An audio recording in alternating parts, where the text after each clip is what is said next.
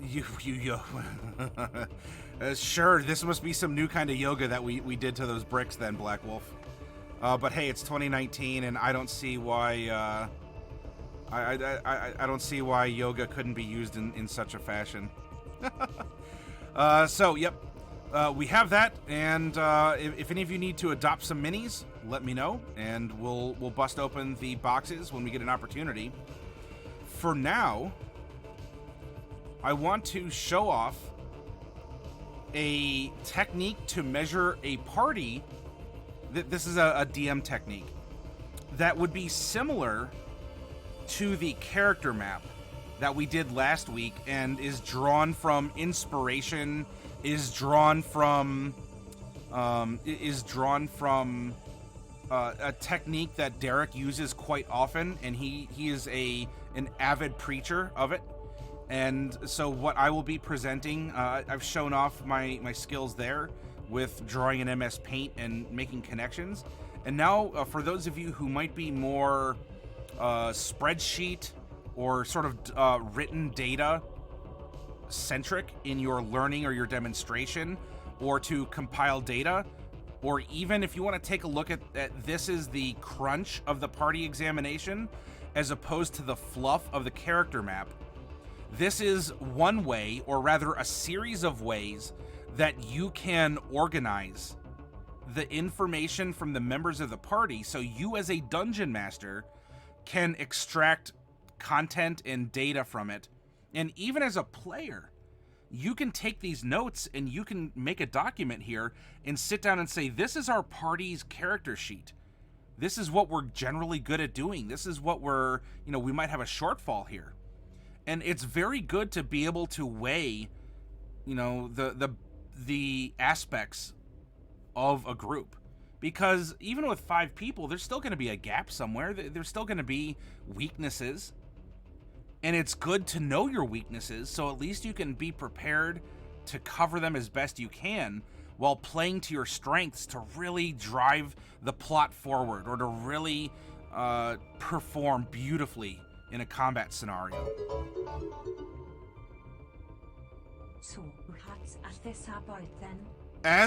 Azrael. Number 1. Hey, welcome back. It's been a minute. I'm glad you're here. Azrael, in the time that you've been gone, I think 2 people have popped Nightvale Specters.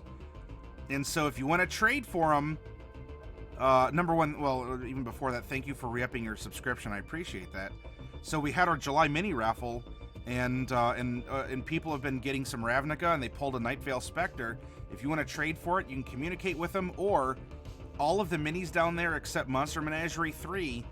Those are the last 3 boxes of a brick, but I have a sealed brick of that behind me. All the other minis, Monster Menagerie 1, Dungeon of the Mad Mage, and a Guildmaster's Guide to Ravnica, are all boxes from a freshly opened brick. Aside from that, we've been making a lot of workshop content. I've been working through Secret of Mana. It's sort of like a fun side JRPG adventure, and we continue to grow and meet new people and be an awesome community. And I've had many good soapbox moments, Azrael, as well. So you know in your heart of hearts that we have been keeping the light burning for you.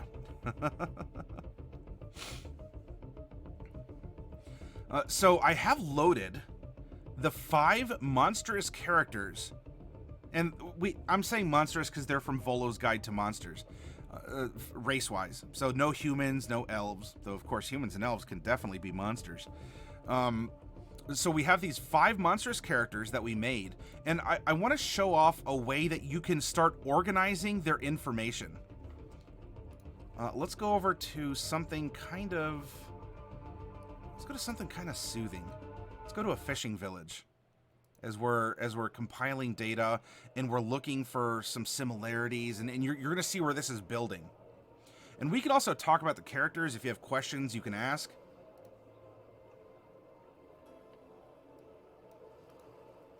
Four and a half months of 6 days, 12-hour weeks. Oh, my goodness, Azrael. I hope that you're getting a break, and I hope you're taking some time for yourself, because I know you say that you go on your health schleps, and that's good. But, you know, you got to make sure you're staying healthy, because I'm selfish, and I want you all around as long as you can be, because I really enjoy you being here and talking and being a part of the community. Otherwise, I'd feel all alone, and I don't want to do that.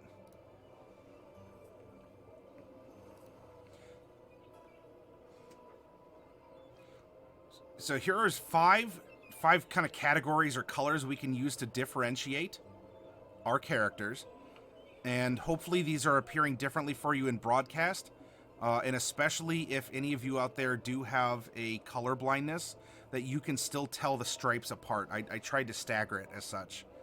You know, when you run D&D for someone who has color blindness, and this isn't like, oh, it's a poor disability or anything like that. I mean, it's there's still a human being, though it does give you an interesting pause to think if you're presenting. I mean, because it's not that a person doesn't understand that red exists and green exists, even if they have difficulty telling the two colors apart. But when you are describing a scene, or you want to provide a clue that you have drawn or written out, these are things to consider if these are things to consider if someone there does have some kind of like a color blindness or a color deficiency, or if you run for someone who has a learning disability, you have to consider the way that you present information as well. And not in a horrible, inconvenient fashion, but always be aware of the players at your table and, learn from them just as they're enjoying and learning from you as the Dungeon Master. You haven't been on Twitch at all since May? Yeah, it has been a long time, Azrael. I hope that you have been well. Yeah, Mr. Plunderloot, you are also working your fingers to the bone here, brother. And I hope that you're gonna take some time for yourself. Yeah, you scramble. My goodness.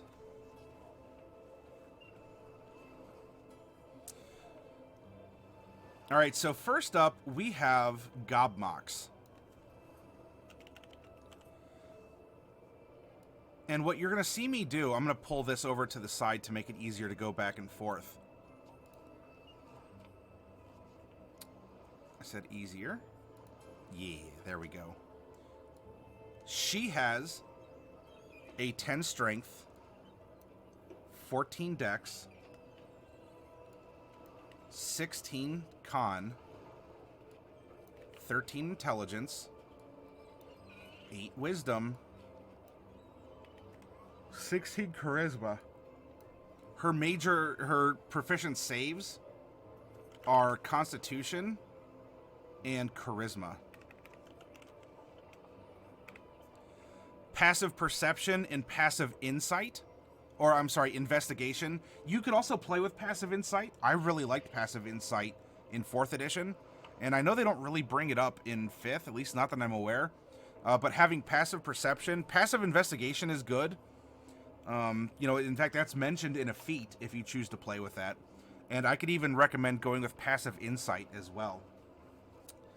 But at least for the 2 that are measurable by feats, our passive perception is 9 and our passive investigation is 14. And for the last part here, I am going to list it because it's still kind of relevant. Though for the exercises we do over the course of the week,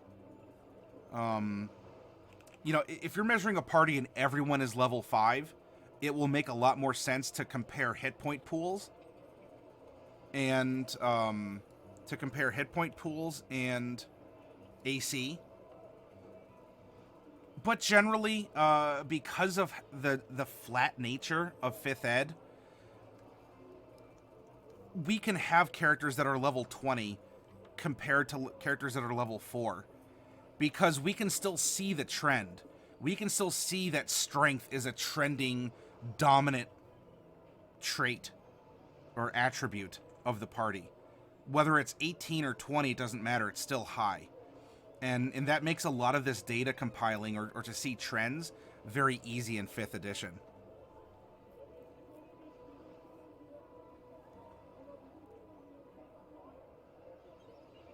And yeah, Mr. Plunderloot, the whiskey collection grows. You have a very venerable house bar, Plunderloot.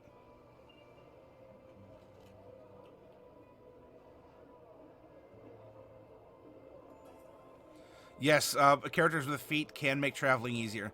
Hey, Jack, welcome. Welcome, welcome. We are doing a party breakdown, a comparison, where we're going to take the individual characters and make a party character sheet from them so that we can see strengths and weaknesses and so forth.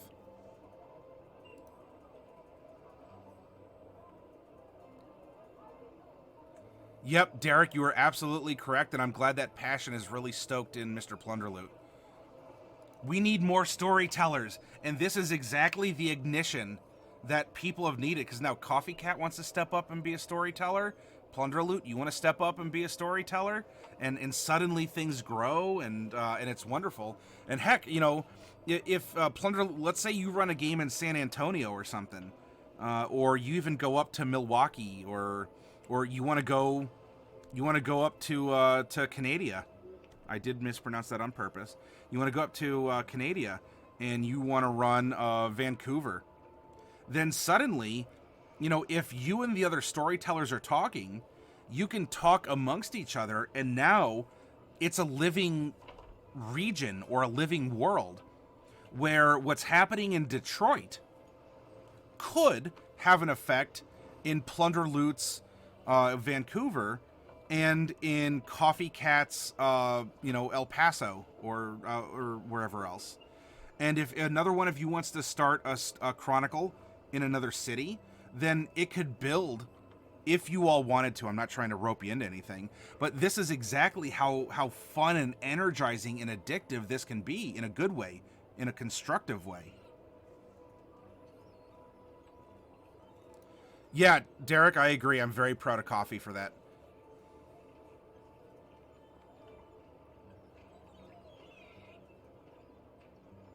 Canadania City. Oh yeah, Canadania. That's the capital of Canada, isn't it?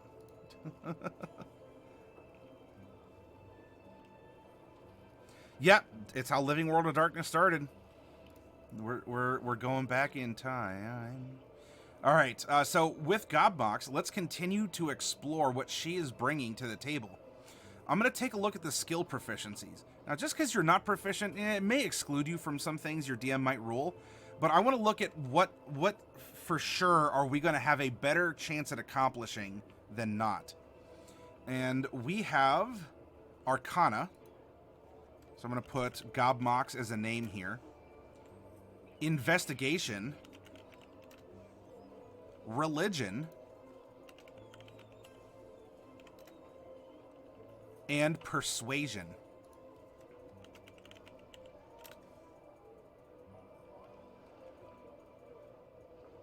There are some other things that you can measure, and it's really up to you. It's really up to you how you want to measure these things as a DM or as a party.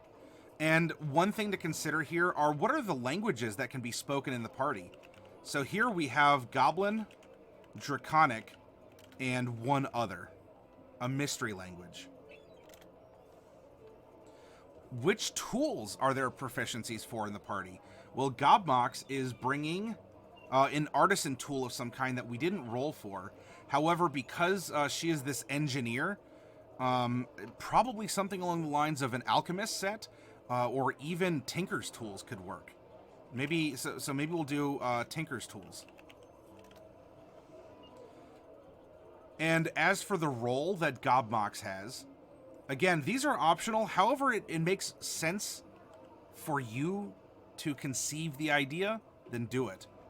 But here we have Gobmox. Gobmox is a sorcerer. And so what is Gobmox bringing? We have high magic. You know, no real healing. I mean, maybe ranged attacks, you know, kind of good at that, kind of good. But really, we have a high magic user. All right, let's go up and come over to Cabo, who is our kobold. Originally, we had Gabo and Cabo, And then Yano was our Yuan-Ti because we didn't have a name submitted for that character. But let's come over and contribute Cabo's information. You want to go to Cabo San Lucas? Take a nice cruise trip down there.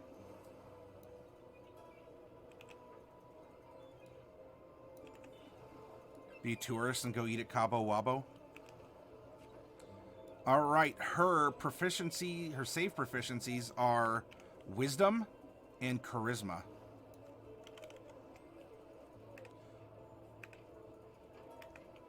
Her passive perception is 11, and her passive investigation is 15. Her hit points are 32, and her AC is 14. Which skills is Cabo bringing here? 1, 2, 3, 4. So we have history, investigation,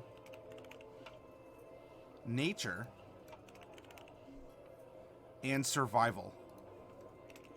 Now remember, all of these characters were generated independently, and we're finding connections after the fact, but we didn't sit down and say, well, someone in the group, we don't have anyone that is good at insight, so, I guess I'll take insight because no one else has it.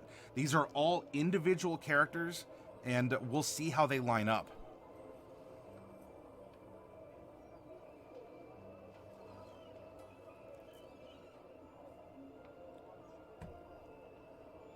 Yes, Azrael, there's a new sub badge at 9 months. It is a pitcher of tea.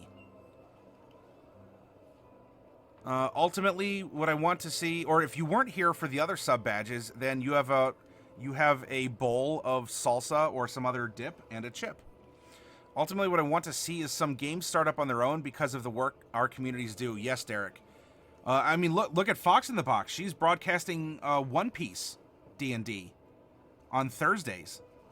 And she runs a game every other Thursday, and in between she does campaign plotting and art, and it's great. And I'm glad she feels inspired by you, by D&D time, maybe by me. I don't know. If Plunderwood says if I had a dedicated day to run a game, I'd totally do it.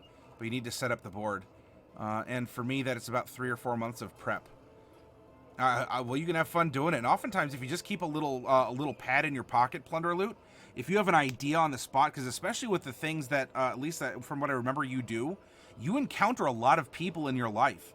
And you have a chance to talk to people and learn their stories and come up with really compelling characters, NPCs, and villains.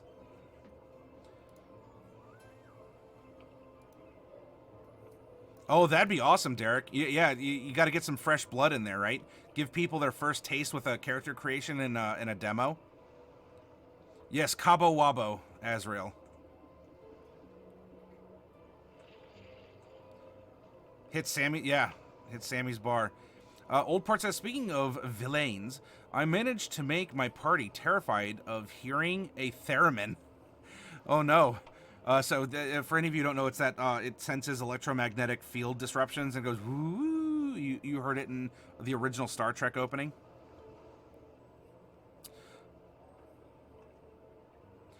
Yeet Shirt Ninja. Hey, welcome to the conversation. And if you're finding us on Discord, welcome there. Make sure that your name on Discord matches the one on Twitch, and that'll make communication easier. All right, so we have Cabo's skills. Now, if we come down here, she can speak Draconic, so we'll put it ×2, and we actually have 2 mystery languages. Obviously, if we had 100% completed character sheets, we could just list it out, but we could also find a pattern. If everyone has a language that's open, we could find another common language besides common that everyone could possibly learn. Party tools, she's not bringing any tool use to the party. So we come down here and we fill in her name, Cabo. Cabo is a warlock. And as a warlock, especially, so we have Great Old One, she's a tome lock. Normally you might be able to say that warlocks are medium magic. In this case, because of the tome, we could probably list her as high magic. she doesn't really have any healing. And she's not really, she's not good in a melee fight that needs strength, but she could defend herself or shoot here, but primarily she's going to be a caster.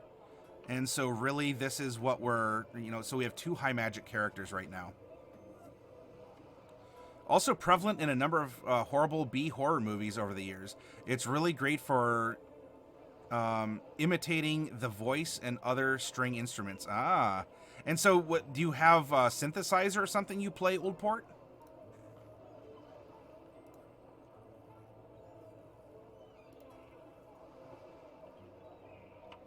Now we're going to come over to Samantha the Domain.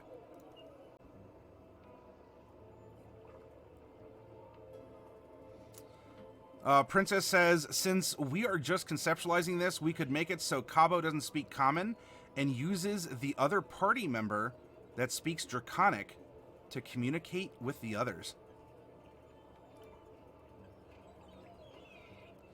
And yeah, that could bring a good personality or a good, not necessarily a deficit, but it's a way to make the character a little different.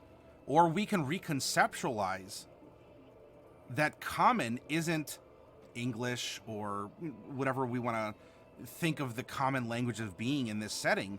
What would a common language of monstrous races be? Would Common even be a spoken language, or would it be written, or would it be hand signals? Old Port says, I have a mini theremin that I'm able to stash under the table, along with a hot plate for heating scented oil, usually Black Phoenix Alchemy Lab, and various other sensory stuff you have stashed away. Well, you're bringing another dimension to your game here, Old Port.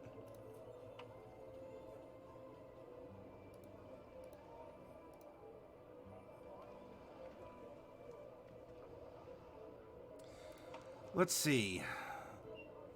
So we have Samantha. Oh, we're going to reduce this down to, we'll call her Sim.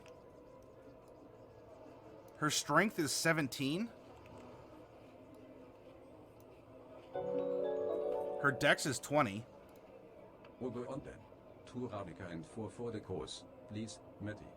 Azrael, yep, we'll bust open 2 boxes of Ravnica here for you.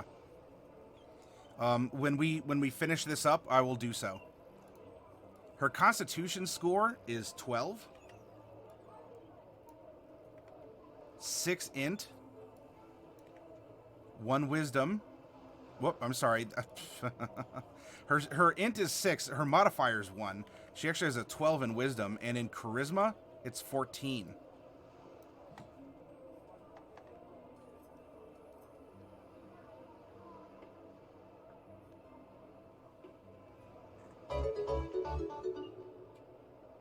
No, I understand, Princess. I mean, if anyone did, then I'd be concerned, because that's not something that I encourage or sponsor. But thank you for saying so. Yeah, Twitch does get upset at stuff like that.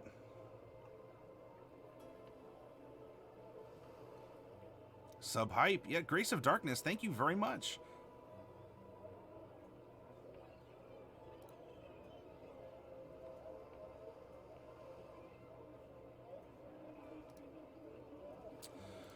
Next, we have her save proficiencies, which are going to be intelligence. Oh, it was dexterity and intelligence. Dex and int.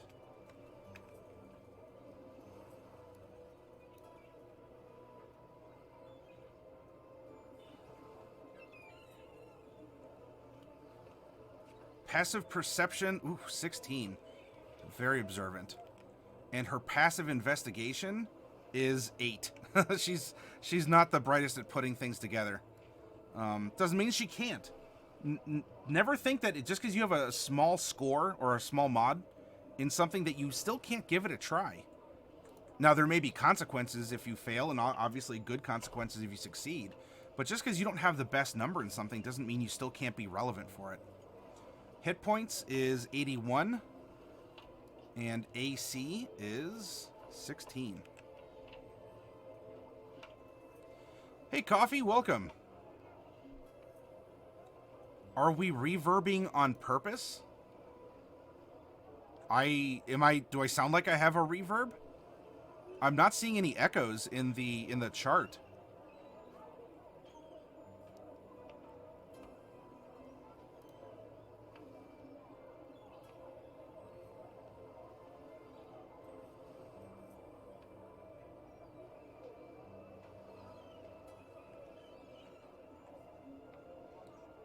So, do you have maybe 2 instances of the stream open somehow?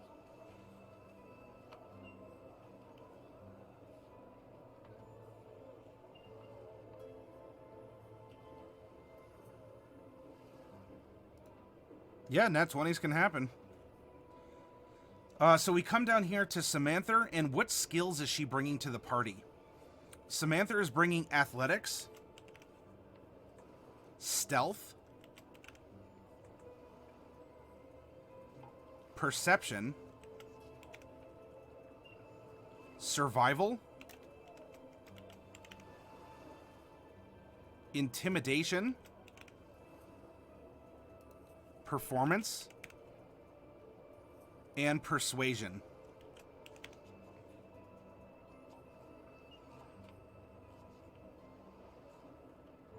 Streamlabs runs your stream now too? What do you mean, Azrael? See? There you go, Oh Sheeps. That's a good real-life example.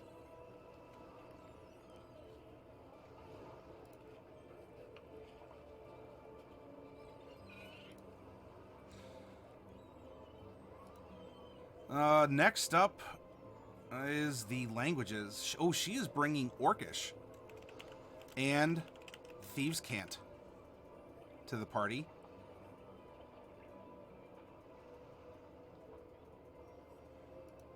Tool proficiencies, some sort of a gaming set,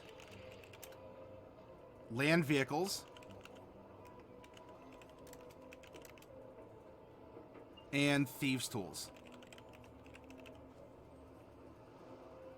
We come down here, and Samantha is a rogue,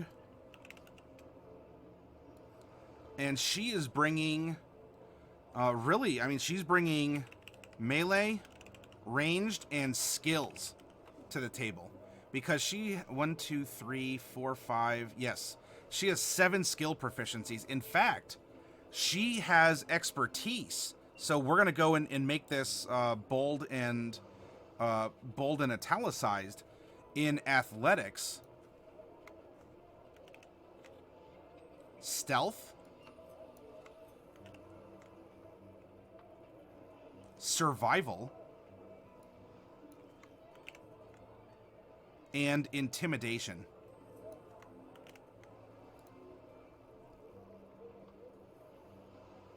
All right, next up is Yano.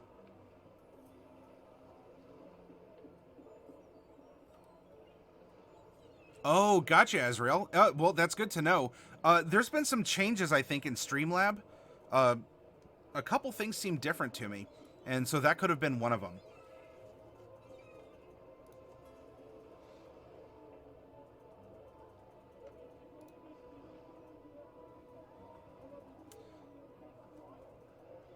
Next up, we have to cycle back through after that so we can input Yano. We have a 9 strength, a 12 dex, a 10 con, 18 intelligence, 14 wisdom, 16 charisma. With save proficiencies here in int and wisdom. 3 and 3.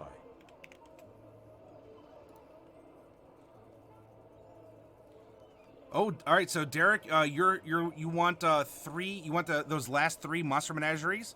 I'll pop those open along with Azrael's when we finish this worksheet. Oh, All right, Derek, as long as you're taking care of yourself, brother.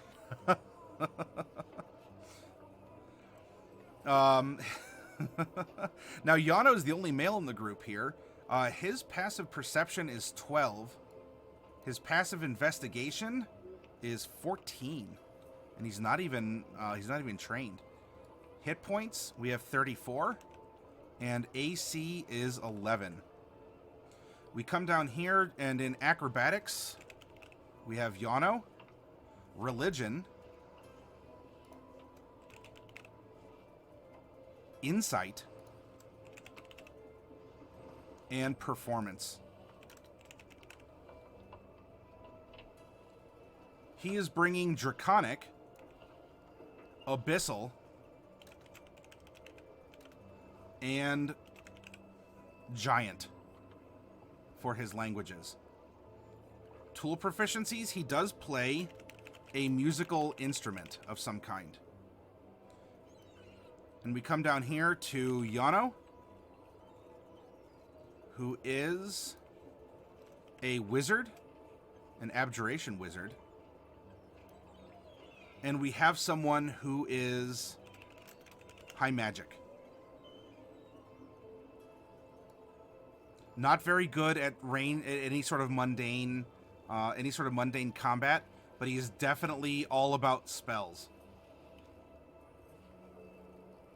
And lastly, but not leastly, we have Omnigo.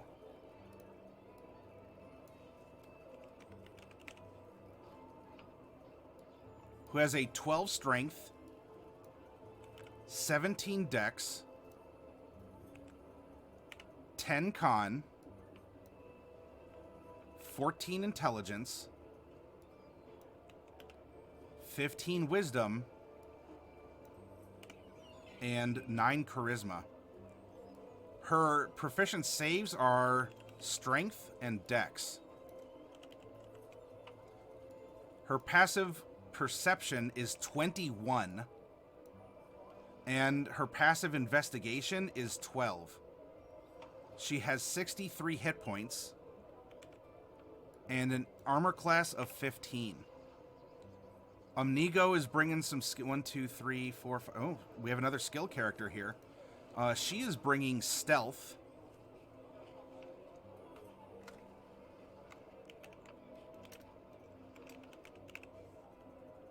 history,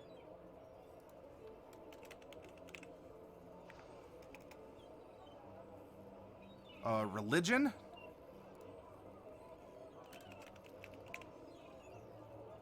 insight, perception, and intimidation.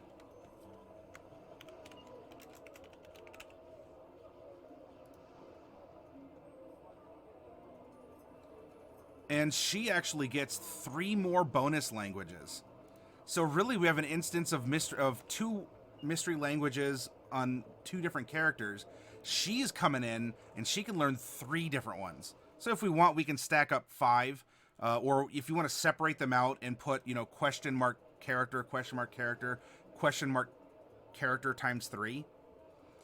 But we definitely can share some other languages amongst different members of the party. Not all of them, but they can have some sort of a common root that's not common itself. She is good with calligraphy tools, since she loves the law.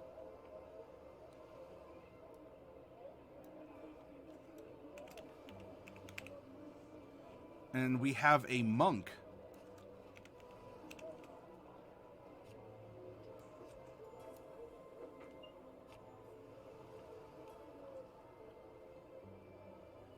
Who is bringing melee skills? Melee combat, she's very good at, and skills. Because this is my arbitrary line for a skilled character, is 6 or more skill proficiencies. For you, it could be 5. Does someone have more than the basic 4? 2 from their background, and 2 from their class, or more. So for me, I drew an arbitrary line in the sand, and I said if a character has 6 or more skill proficiencies, they are a skilled character. And now, look at what we can see. In fact, So apparently didn't want to put it side by side here. But that's fine. We have all the data in front of us, and now we can start breaking this down. Hey, Grimvex, welcome. Yeah, exactly, Azrael. This is, in an anime or a manga, this is the harem party of the isekai rom-com genre.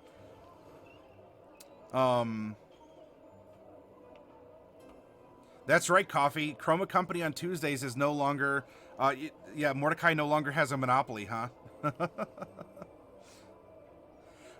Something that I like doing to help visualize, even in this text format, or this more like raw data format, as opposed to the character map we made prior, is highlight.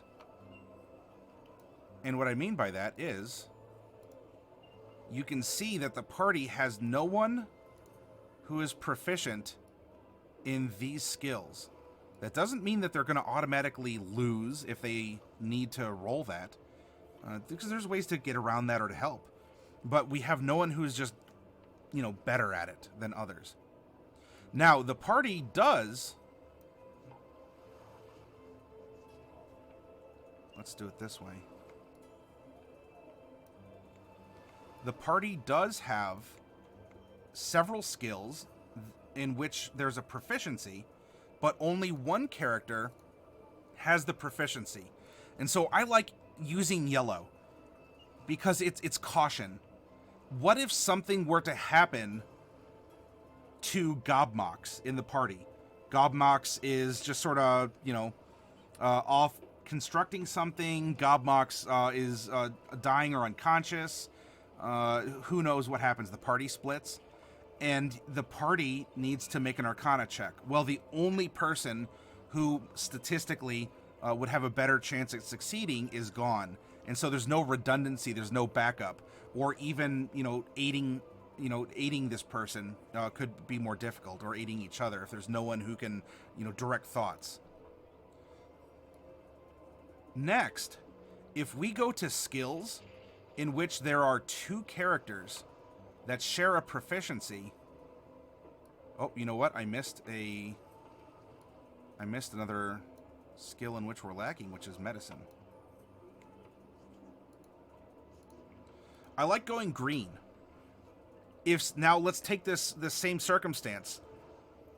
Gobmox is gone. And to find Gobmox, Cabo as a backup is good at investigation. And so now we have two characters that if something were to happen to one of them, we still have some redundancy in the party that's going to help.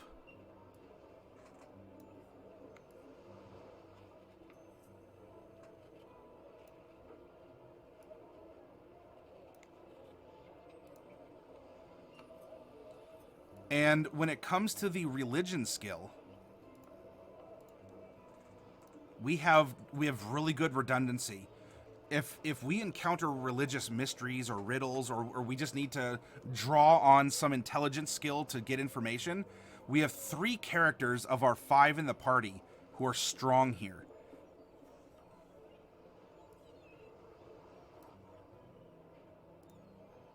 And we'll turn that red. And hopefully you can see how this system, or something like it that you practice at home on a document or a spreadsheet, can help you visualize the party. And, you know, the strengths and the weaknesses. In fact, if you even want to somehow give an extra, you know, do you want to give this a blue? Because yes, there's 2 people who have proficiency in survival, but Samantha is really good at it with expertise. That's your call. As long as you can understand it as a player or a DM and it makes sense, I'm trying to convey the thought, right? I want to empower you with knowledge and choice so that you can look at your character as a part of a party and then look at the party itself as a character.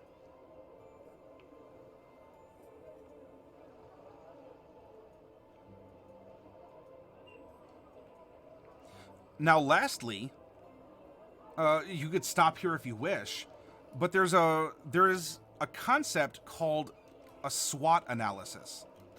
SWOT. That stands for strengths, weaknesses, opportunities, and threats. Strengths and weaknesses are internal to the party.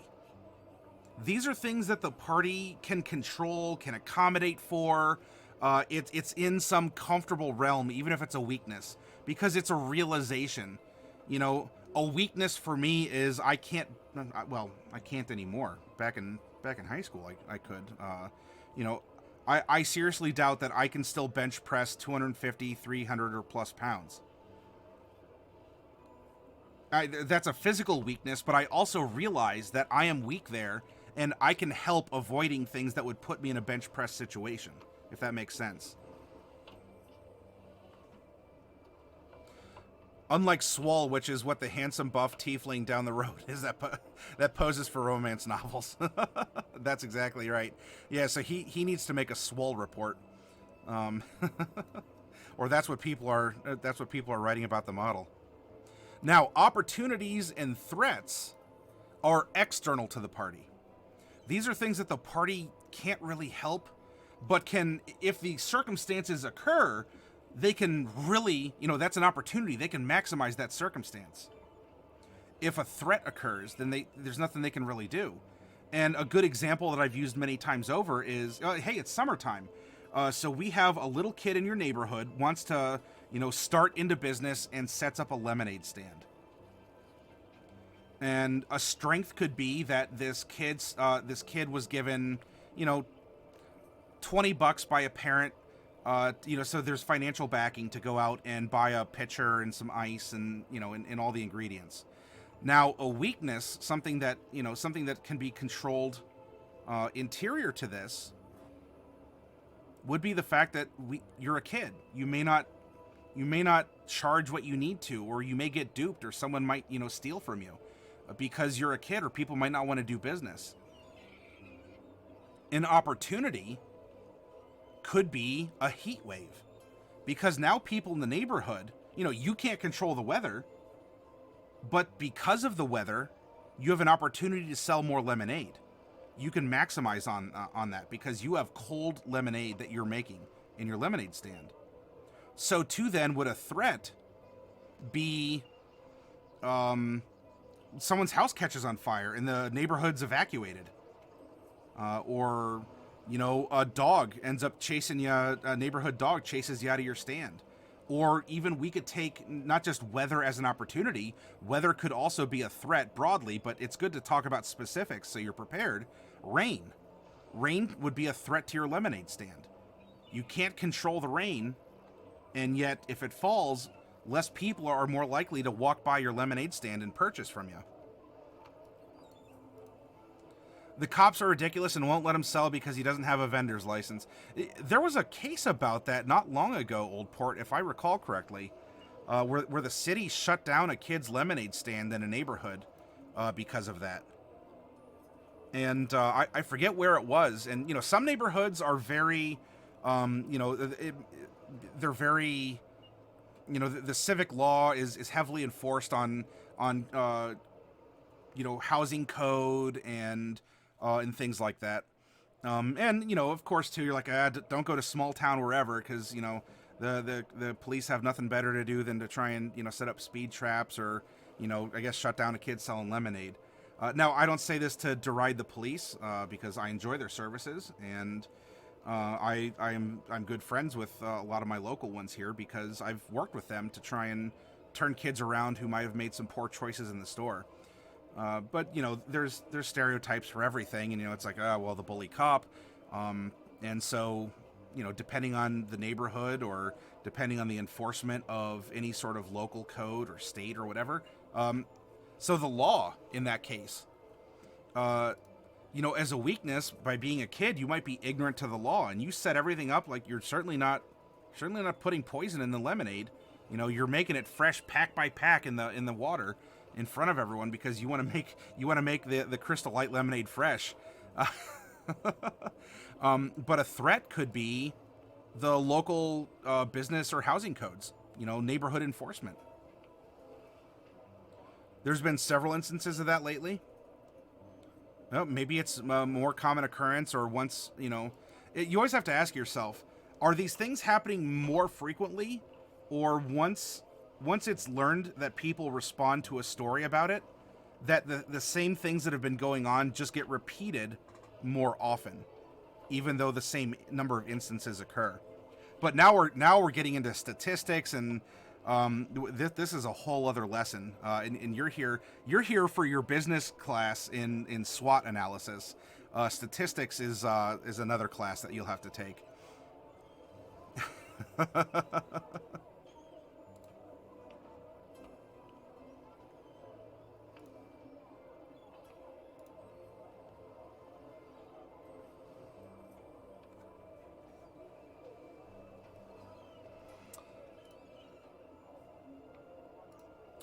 And so, chat, I would ask you, based on the party that we see here, let's focus on strengths and weaknesses first.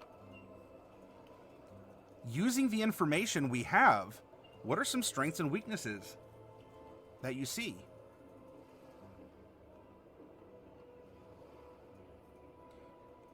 Well, I would say a weakness for sure would be 4x skills without proficiency.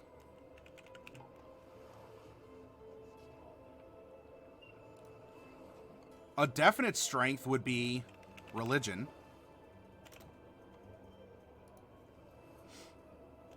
Hey, Pouty Lips, welcome.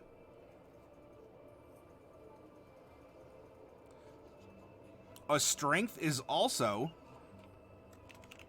magic.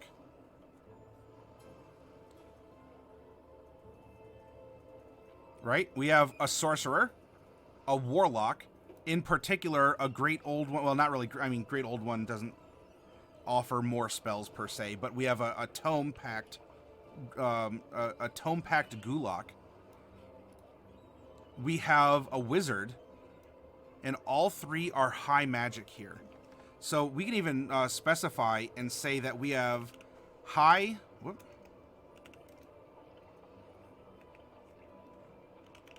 non-healing magic. And you know what that weakness is going to be?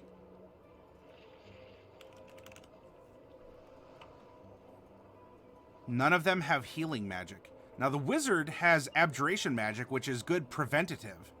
But when it comes to healing wounds, magically, we don't have a cleric, a druid, a ranger. They're going to have to buy potions, or they're going to have a follower who can cast those spells. Terrible day today, says Pouty Lips. Someone in your D&D group hung himself today. Oh my goodness. That I met putting up the group together, and you've played for 2 years, Pouty Lips.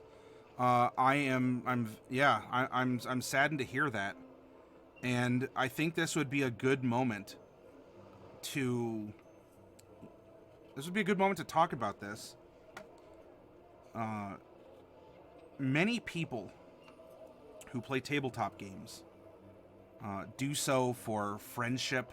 They do so to find other people and to be around them. And to an extent, some of those people have some serious issues going on in life. Such that role-playing or Catan or just coming down to watch a game of Warhammer or something is an escape from the stress, abuse, neglect, or other bad elements that they're facing in their home lives, whether they're children or adults. And there are many people who come to the hobby who have difficulty with their emotions or in the processing of that or information. And I don't say that to put people down, but many use it as an escape. And no matter how many times you play Settlers of Catan with that person, or you've been role-playing with them for 2 years, there are some, and I think if we're looking at things, we were talking about statistics earlier when it comes to, groups that, enact in different behavior. Unfortunately, in gaming, tabletop gaming, and I would imagine even to a degree video gaming, but I don't really, that's not my forte, though a lot of the concepts are the same. there is, compared to the general population, a disproportionate number of people who have emotional or behavioral conditions or deficiencies, or they're just really struggling financially, spiritually, emotionally, even physically. You go into a game store and everyone in that store, they're not the Friday Night Light quarterbacks.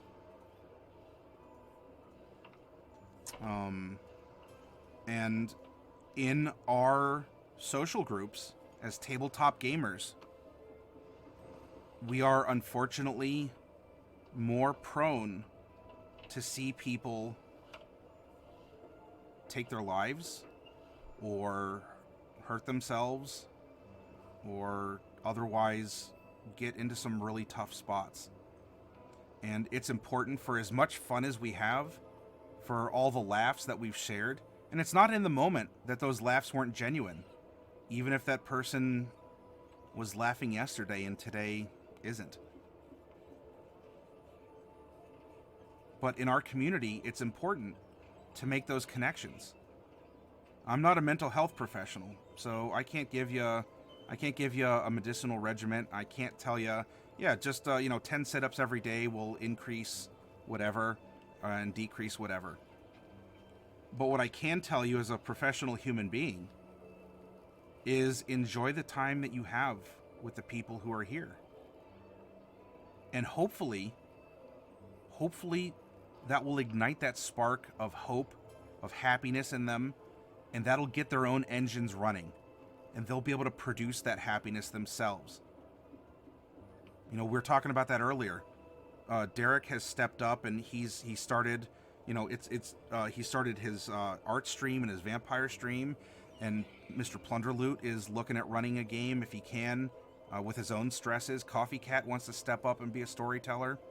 I hope in my own way I've inspired a lot of you as well to run or to play, or just to look at things a different way, and to challenge you and to get you to grow and laugh and have fun. And we hope that we leave these imprints on people. But that doesn't always happen, or at least not as meaningfully as we had hoped. And, Pouty, it's sad news that you brought, and I really hope that I'm not twisting a dagger or anything by talking about this subject. I think it's an important one to bring up, and as someone who has talked with others who have lost friends, because life circumstances get to them, or even in the unfortunate case, we've lost a couple people in our physical game store community to an accident. I was just even talking last night. I'm here right now. We're having fun. We're busting open minis. We're having the raffle, giving out stuff, and laughing and telling tales. There's nothing to say that at any point in time today, I couldn't have been T-boned in an intersection. And this channel wouldn't be live right now, because I wouldn't be.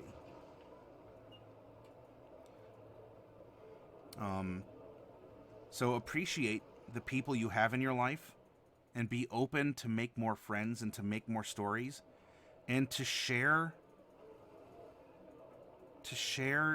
your stories with them, and your energy and your motivation in such a way that they want to engage and not retreat, that they want to step up, and they want to be a part of life again, instead of always being on the exhaust end of it.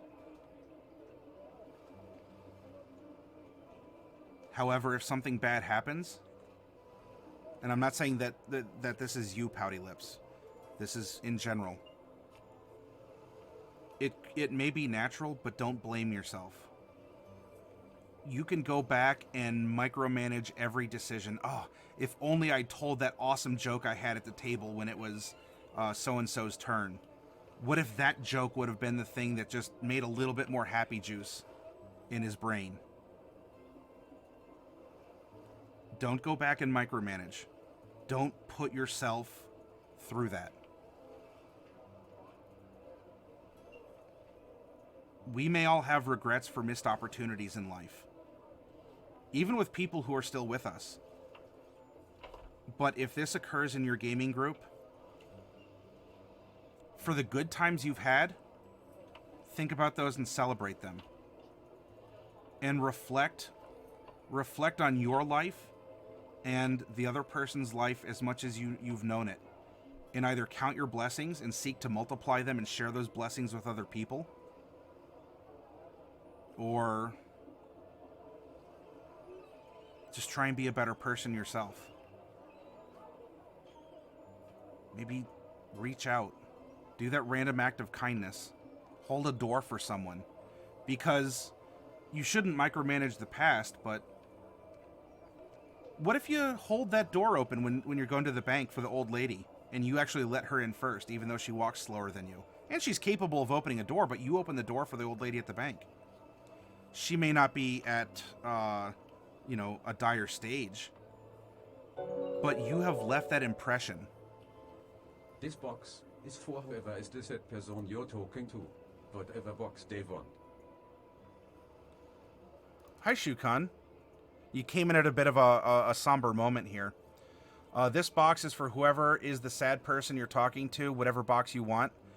Pouty Lips, Shukan has sponsored a box for you. Jose Gonk? Jose? My goodness, it's been a year or so since we've seen you. I hope you've been well. I hope you've been doing all right. The last I remembered, man, you were showing us your maps of this fire elemental tower. It's great to see you back. Oh, sorry, I missed a lot in chat here as I was talking about this. Now, hopefully, hearing this from me, maybe this confirms things that you thought in your mind, or you're looking to someone who's, in their community that has gone through something like this before.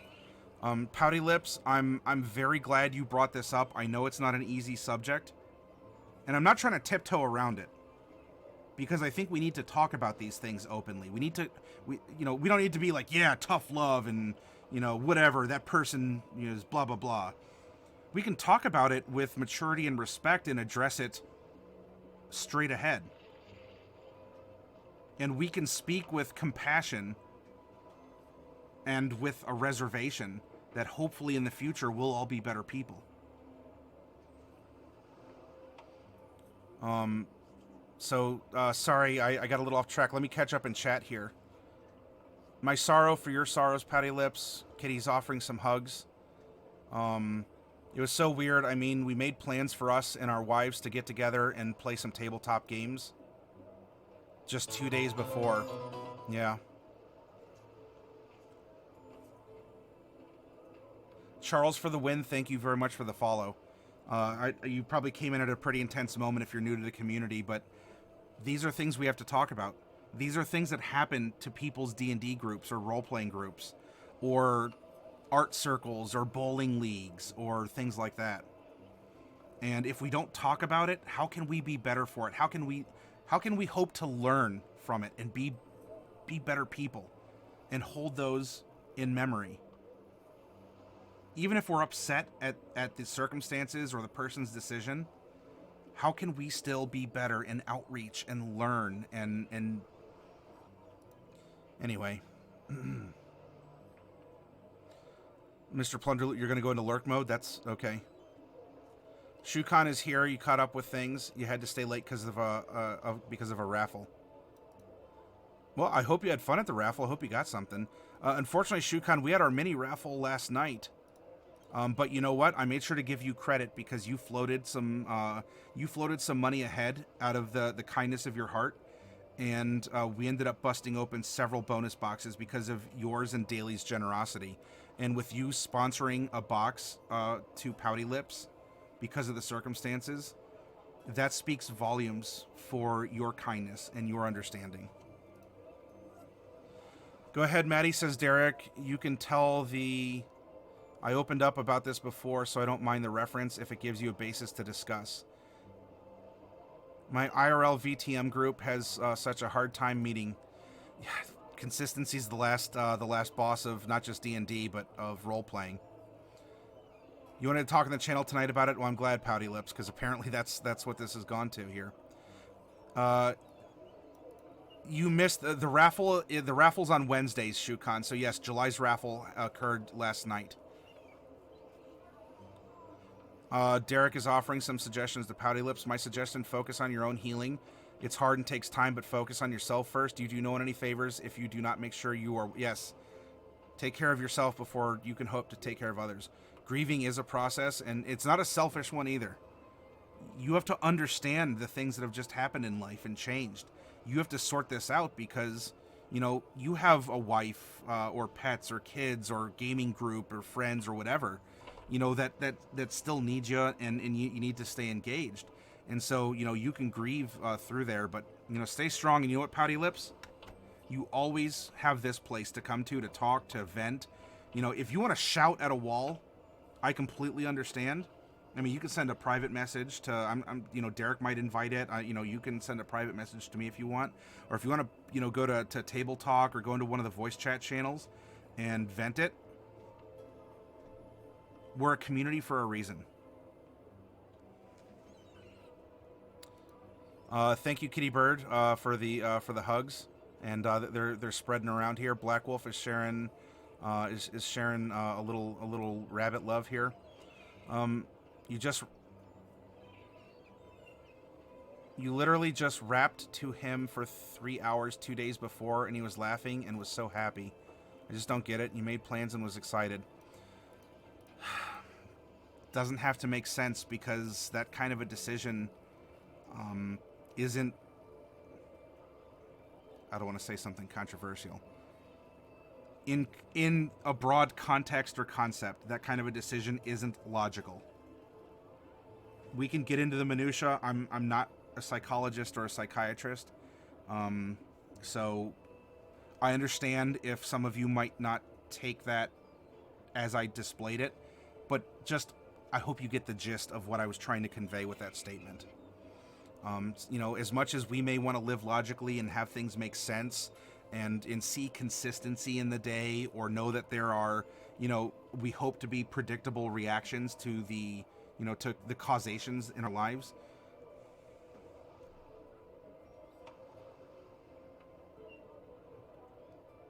Every football play was designed to make a touchdown, and that doesn't always happen.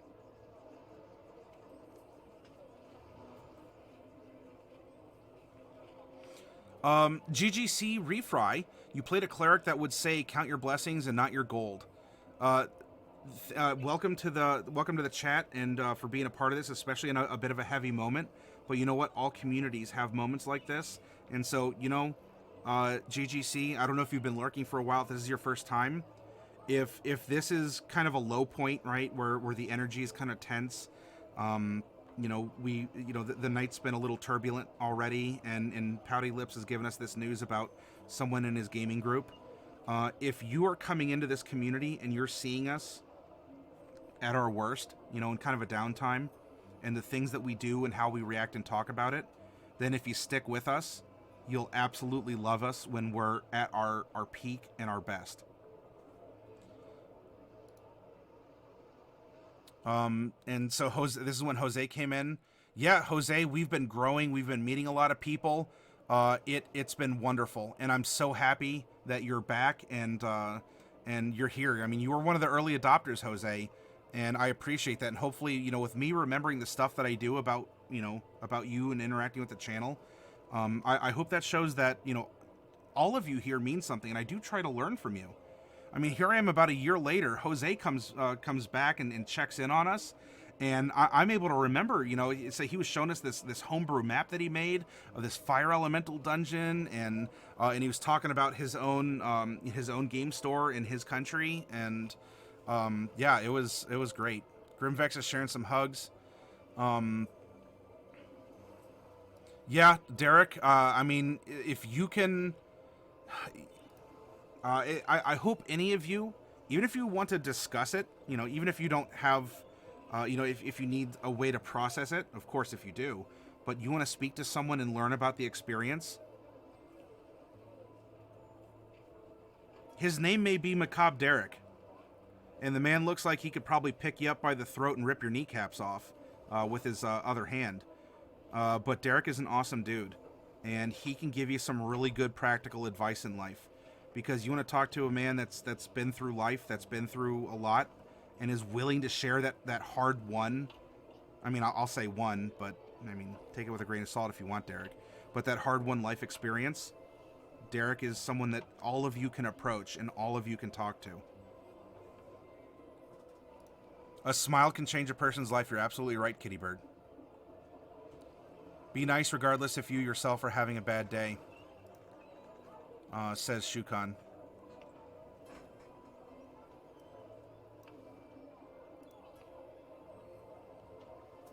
Pouty Lips, I understand if you got to take a break, and I think others will too, because this is a time for you to think and to grow and to reflect, and hopefully the others in your group will do so. And even if all of you aren't feeling it, if I can offer this not as like a trendy internet challenge, give it 2 weeks. I mean, if any of you are going to the funeral or something, give it 2 or 3 weeks.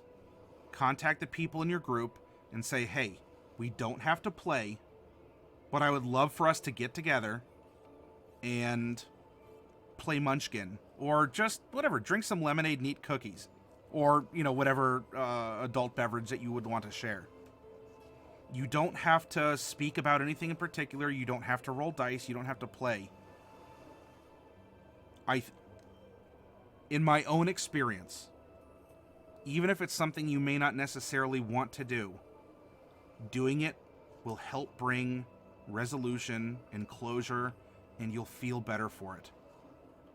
Even if at that session a couple weeks after the funeral, that you all might end up getting kind of weepy or maybe a little awkward at first, I would suggest, you don't have to, again, I'm not a doctor, I'm not giving you medical advice or psychological advice, I would suggest still getting together as a group and talk, have fun about whatever.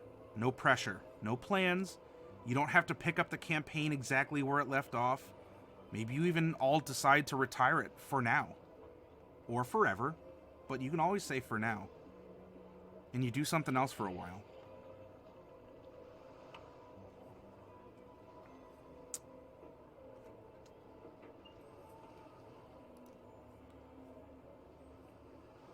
I stopped working nights, so I went to sleep before your stream started, and I don't do much Twitch generally. Oh, Jose, I'm sorry, I'm behind in chat, but to catch you up, Pouty Lips had popped in, and he said that unfortunately, a member of his D&D group hung himself, and we're discussing that, what happens in that circumstance. Shukan says, what if Pouty Lips doesn't want the box? What boxes are available?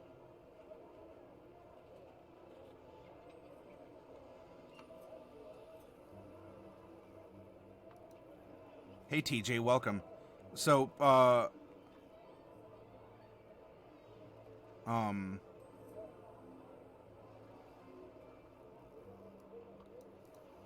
Pouty Lips, let me know if you want to accept Shukan's gift.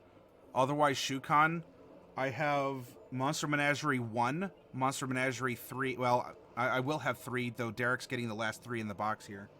I'll have Ravnica, Dungeon of the Mad Mage.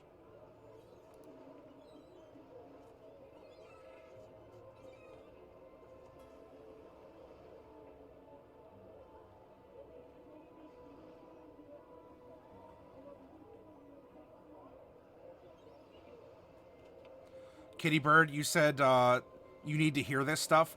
Kitty Bird, again, this is a D&D channel, and we play D&D and we talk about it. D&D is an extension of who we are as people, which includes our triumphs, for sure, because we want to be the big damn heroes. And it also includes our tragedies, not just our triumphs. And sometimes you got to talk about the rough stuff with people that are gonna understand, people who've been through it, and they're not gonna pull punches, because you want to confront the issue, because you want to resolve it. You don't want to say, oh well, I hope you're better, and then you leave it at that. I mean, people might mean that they might hope that you're better, But does that really resolve anything, especially if you're here amongst friends who aren't going to be shy about talking about, suicide or depression or things that can really get to us, or sharing stories that even if you don't have any of those, for any of you out there, you might know someone. Or if you are a tabletop role player, let alone a video game player, you might have someone, whether you know it or not, in your group that is facing abuse or neglect at home, from a parent or a spouse, or just in life. They're hard up. They may feel that they've made very regrettable decisions. I think we can talk about this in context, especially here. I mean, on this channel, through the lens, the context of storytelling, we've brought up the 3 big taboos of conversation, of politics, sex, and religion. Now it's through fantasy, or it's through character building, though we still touch on those subjects.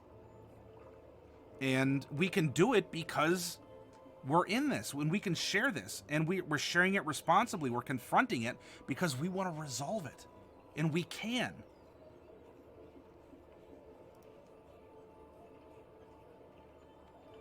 Jose says, I'm more than surprised you remember that stuff, but I'm very glad to see you and your channel doing well. I loved watching your stream while I was dying of boredom from work.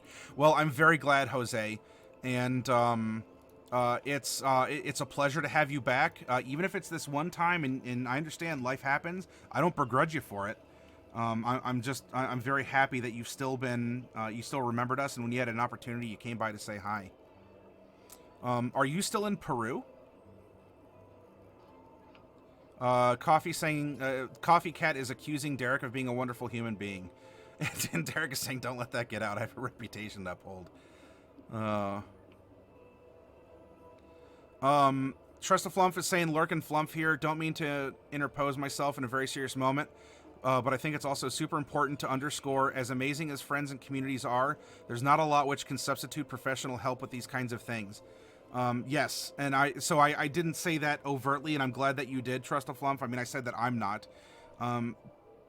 But there are services at your local hospitals. There are free to call hotlines. A lot of us might be hesitant and think, well, I don't know, no one's going to understand, or that hotline is just going to tell me what I want to hear, or my hospital's just going to take money from me. I mean, I can't do stuff about suspicion like that, other than, again, challenge you to step up and try.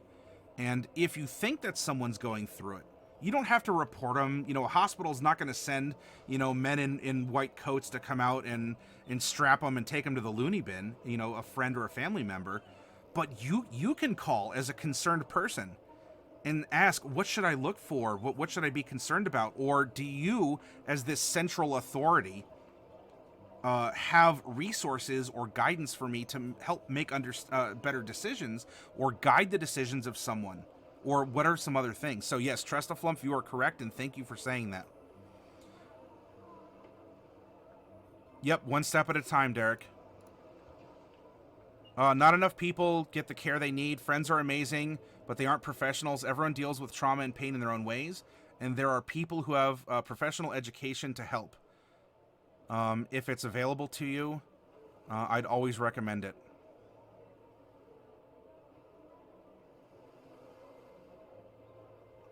Hey, Victor, welcome.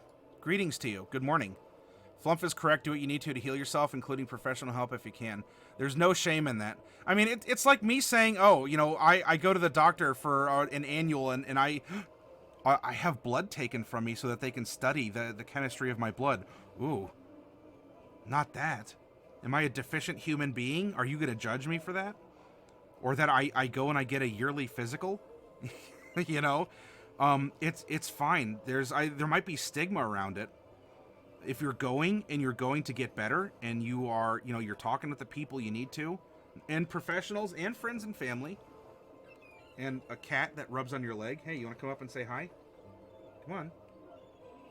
Come here. Rachie.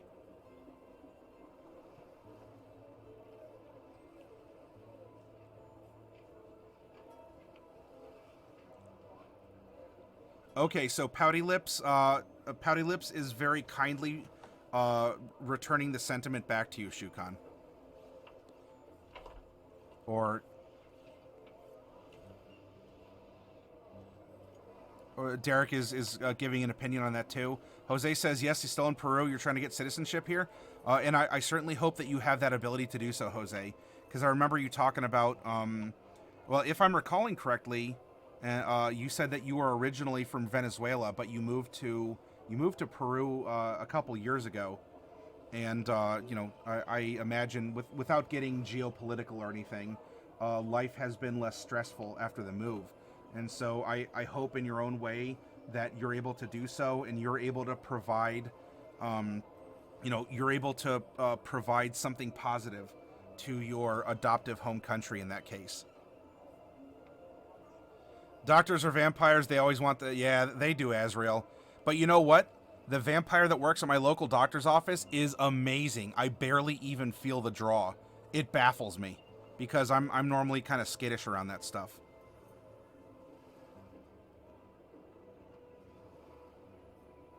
The cat's the best part of the stream, no offense. No, Jose, we have an emote for it even. So yeah, and you know what? Little critters like this can be very therapeutic. And there, yeah, we got some coffee cat hype. Here, I'm going to share some coffee cat hype. And we also have some cat butt, because it is not an official stream unless there is cat butt on the screen.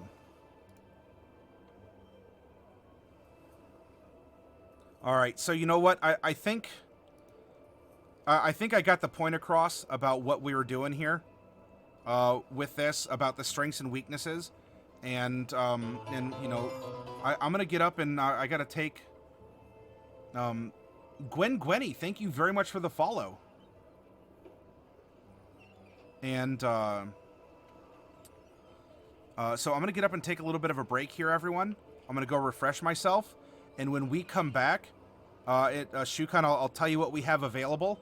When we come back, I owe some boxes to be popped. And I owe Azrael 2 Ravnica. I owe Derek 3 Monster Menagerie 3s. And what that will leave for you, Shukan, is you can get a fresh Monster Menagerie 3 out of a newly opened brick. You can get a Ravnica out of... there will be 6 boxes left out of that brick. Monster Menagerie 1 is a fresh brick of 8. And Dungeon of the Mad Mage is a fresh brick of 8.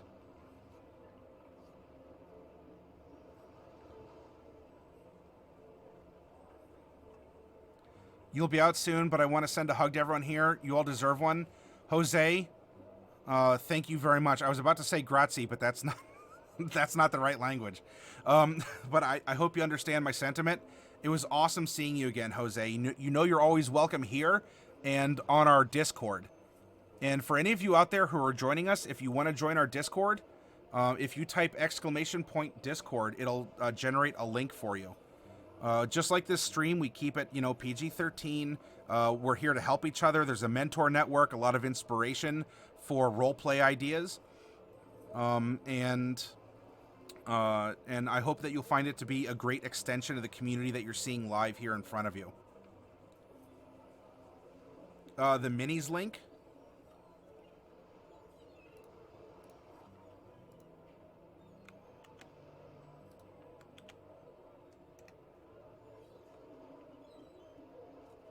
Buenos noches.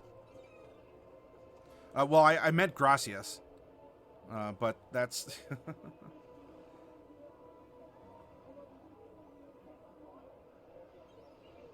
All right. So, break time, and I'll be back. I got to plug in my headphones, too. And we'll go from here.